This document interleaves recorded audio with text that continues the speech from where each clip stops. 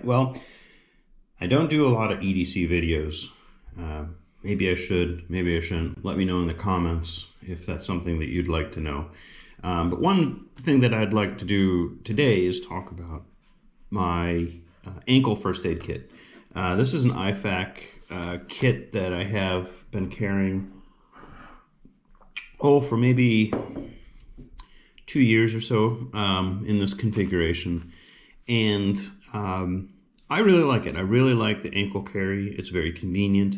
And I'm of the feeling that if you carry a firearm, concealed carry, that you should have first aid with you nearby in a backpack, your car, or something. So if you're intending to use a firearm, having the capabilities of first aid, I think, is important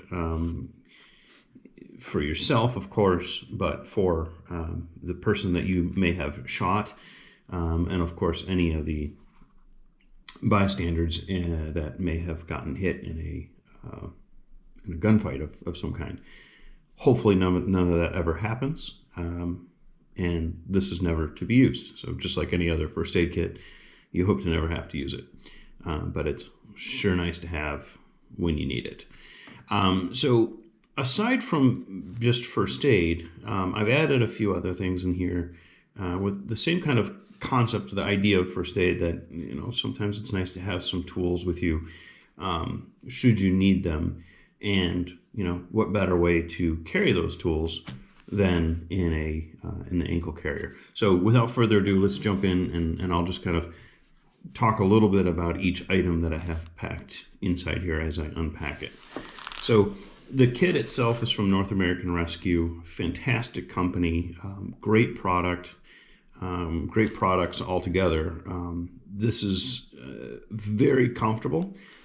It's lightweight, which is what I really like. It's probably one of the lightest ones of the different ankle carries I have looked at and I've used, and comfortable as well. I use it in training. I wear it when I'm training on the range. I wear it traveling. I wear it on my everyday when I'm out of the house. Anytime I put my gun on my belt, this is on my ankle. So so in the first pocket here is Tourniquet. Stately Asset Protection is where I've got this one. This particular one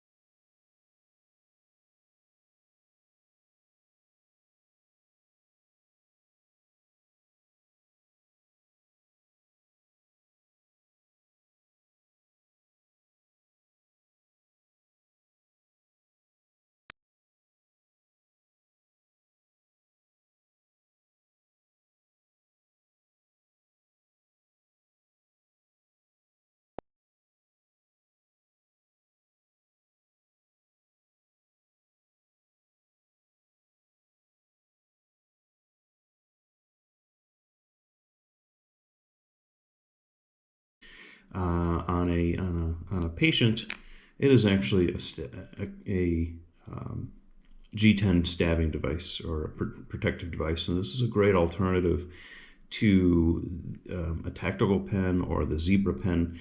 The zebra pen is a great option, kind of as a last ditch option. It's lightweight. It's almost too hard to handle. I mean, it's a good option, certainly. And the tactical pens are pretty bulky and heavy and just gaudy. Whereas this is a good balance between covert protection, and still gives you some bulk and some capacity to have some defense. So, and it fits really well with the, of course, with the tourniquet and the first aid kit. So it would go through security without, no one would bat an eye on it. So next pocket is kind of a mid-size is the smallest pocket. So inside here, gloves, and then I've got the clotting sponge here that fits perfect in this pocket. So just a quick spotting clotting sponge. And then with that I have a diaper pin, super handy for many different applications. They're from pinning up a shebag to make it into a triangular bandage, to getting a splinter out, to popping a blister, to any number of things. So just a super handy tool to have. Just something that when I did a lot of backpacking, this was something that I really had found to be a great tool. And so a lot of my daily carry stuff is holdovers from wilderness travel. So next is Handcuff. And this is basically Handcuff. I have a whole series of posts on this if you're interested. These are super lightweight, great restraint devices. Again, if you're using a firearm and there's reason to restrain somebody for your safety or other people's safety,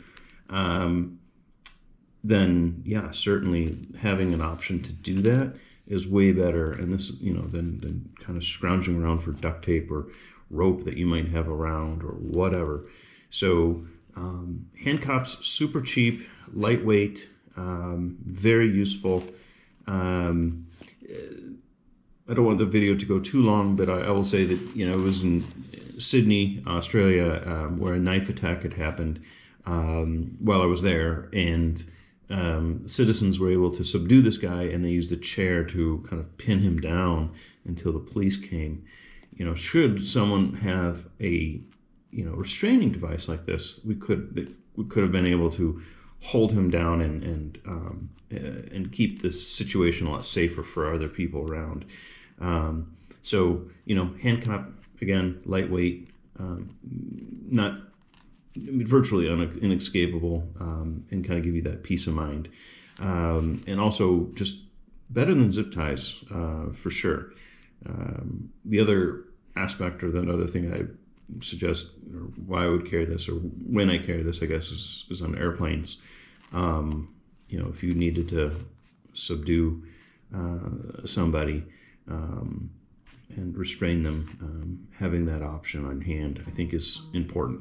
So, all right, so I think I talked enough about that.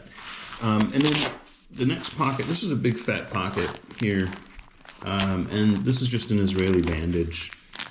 Super handy, multiple purpose thing, not just for tactic or trauma, but you can use them for many different things, from snake bites to a musculoskeletal issue to many different applications.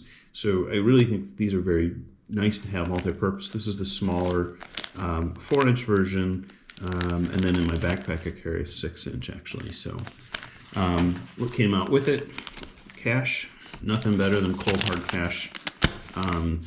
It's having a few bucks on hand in an emergency can make all the difference. To get somebody to do something for you, to get that unexpected hotel room, to get home, to pay somebody for services, whatever it is, a crisp C note can do quite a bit.